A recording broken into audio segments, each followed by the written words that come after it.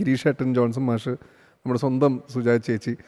ചേച്ചി പിന്നെ എനിക്കൊന്ന് എന്ത് പാടിയാലും അല്ലേ, ഒന്നും പറയാനില്ല ചേച്ചിയെ പറ്റിയിട്ട്. പക്ഷേ ഇതേപോലെ തന്നെ എത്രയൊക്കെ അച്ചീവ്മെൻറ്റ്സ് ഉണ്ടെങ്കിലും ഇപ്പോഴും ഡൗൺ ടു എർത്ത് ആയിട്ട്, അതാണ് നമ്മളെല്ലാവരും ചേച്ചിയുടെ അടുത്ത് പഠിക്കേണ്ട ഒരു കാര്യം. ഇപ്പോഴും അത്രയും ഹമ്പിളാണ്, അത്രയും ഡൗൺ ടു എർത്താണ്. നമ്മൾ എത്രയോ ആളുകൾ കാണുന്നുണ്ട് 2 പാട്ട് പാടിക്കഴിഞ്ഞാൽ ഉടനെ ആരടാ നീ അങ്ങനെ പറയുന്നു. പക്ഷെ ചേച്ചിക്ക് ഇപ്പോഴും ഭയങ്കര ഹമ്പിളായിട്ട് നിൽക്കുന്ന ഒരു, നിങ്ങളെല്ലാവരും കണ്ടു പഠിക്കണം ഇങ്ങനത്തെ അവരെങ്ങനെയാണ് അവരുടെ ഫീൽഡിൽ അവർ നിൽക്കുന്നതെന്നും കൂടി. സുജാത ചേച്ചി, ചിത്ര ചേച്ചി, എല്ലാവരും അത്രയും ഹമ്പിൾനെസ്സിൻ്റെ ഒരു പര്യായമാണ്. അതൊക്കെയാണ് നമ്മൾ കണ്ടു പഠിക്കേണ്ടത്. അതാണ് യഥാർത്ഥ ആർട്ടിസ്റ്റ്.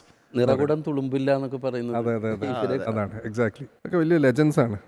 നമ്മൾ ആക്ച്വലി ഞാനൊക്കെ ചേച്ചിയോട് കൂടി ഇരുന്നിട്ട് ഒരുപാട് സ്റ്റേജിൽ ജഡ്ജ് ചെയ്തിട്ടുണ്ട്. അപ്പം നമ്മുടെ നേട്രി ഇല്ലാതെ മാറ്റും 80 അങ്ങനെ കാതൽ റോജ, അങ്ങനെ എത്രയോ പാട്ടുകൾ പാടിയ ഒരാളാണ് സൈഡിൽ ഇരിക്കണേ എന്നുള്ളതിൻ്റെ ഒരു ഇതും ഫീൽ ചെയ്യില്ല.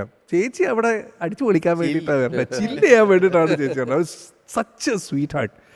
ചേച്ചിയെ ഈ ഒരു നിമിഷത്തിൽ ചേച്ചി